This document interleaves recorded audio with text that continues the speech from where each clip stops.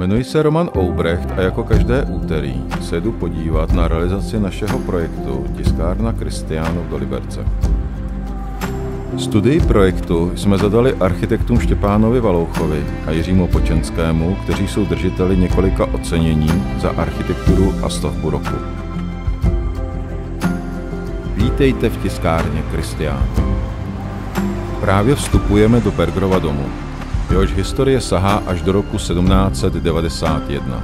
Po rekonstrukci, kterou zahájíme v letošním roce, zde vzniknou 2 komerční jednotky, 3 byty a průjezd Bergerovým domem se stane vstupní branou do celého areálu.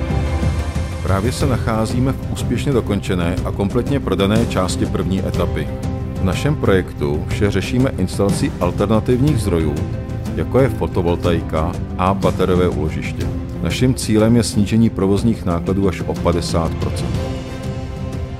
Byl zahájen prodej druhé etapy, která představuje 85 bytů, převážně 2+ KK složí a 10 nebytových prostor. Obytný soubor stavíme na ploše 6 000 m2.